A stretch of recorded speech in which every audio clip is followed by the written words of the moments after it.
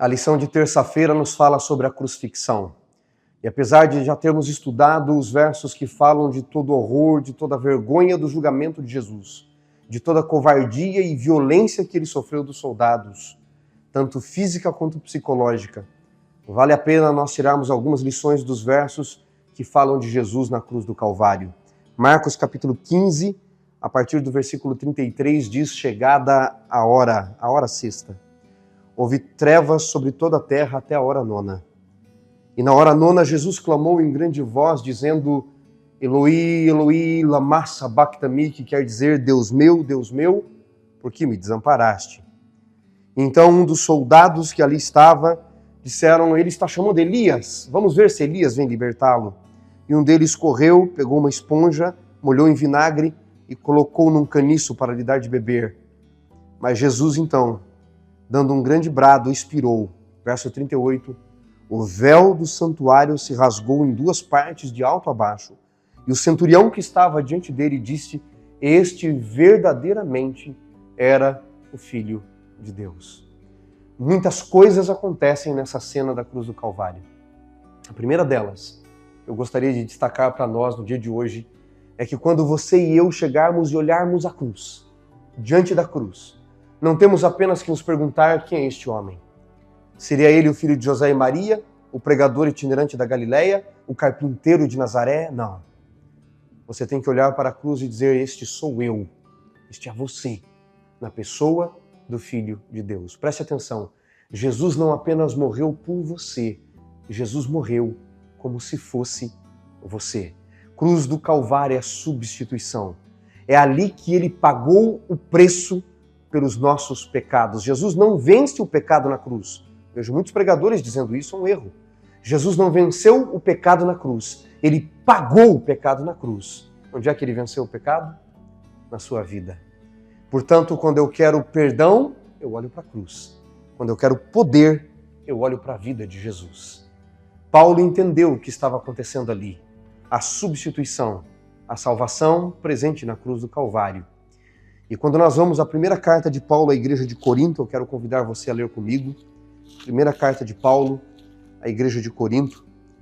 O velho apóstolo narra da seguinte maneira no capítulo 1. Vou ler com vocês o versículo 23. Mas nós pregamos a Cristo.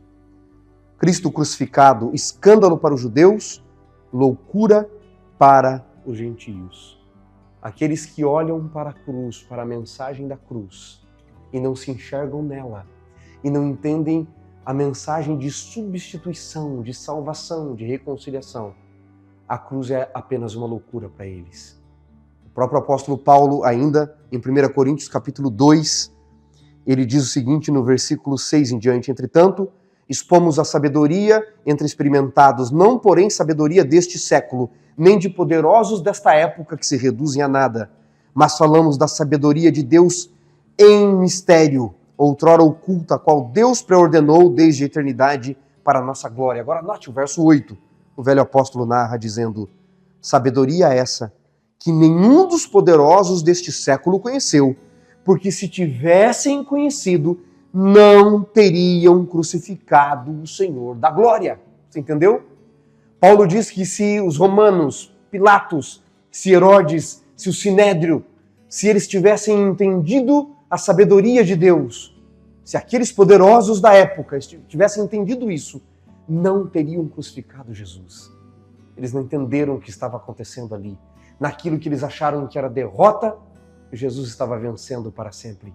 Era a vitória, como já dissemos, onde ele julgou o mundo, mostrando a falsidade do julgamento do mundo. O mundo não tem bondade em si. Mostrando a falsa religião que eles estavam seguindo. Onde Jesus julgou o príncipe deste mundo, ele diz: eu, quando for levantado, julgarei o mundo, julgarei o príncipe deste mundo, ele estará condenado. O diabo é vencido ali e ele atrairia todos a ele. Na segunda carta de Paulo à igreja de Corinto, capítulo 5, no verso 18 em diante, o apóstolo diz assim: ora, tudo provém de Deus, que nos reconciliou consigo mesmo por meio de Cristo e nos deu o ministério da reconciliação. É através de Cristo que Deus nos reconciliou com Ele. Outrora, separados de Deus pelo pecado. O que é reconciliar? Reconciliar é reconduzir ao concílio. O pecado havia nos afastado de Deus, mas na cruz tudo isso foi vencido, foi pago. E olhem só o que Paulo diz na sequência, verso 19. A saber que Deus estava em Cristo na cruz, reconciliando consigo o mundo. Quando Jesus disse, Deus meu, por que me desamparaste? Em meio à escuridão, Jesus não podia ver, em meio às trevas, ele não podia notar a presença de Deus. Paulo confirma, Deus estava com ele na cruz, reconciliando consigo o mundo. É na cruz do Calvário que encontramos perdão. É na cruz que encontramos recomeço, nova vida. Portanto, olhe para a cruz, entendendo que Deus, que Jesus, eles estavam ali no ministério de reconciliação para mim e para você.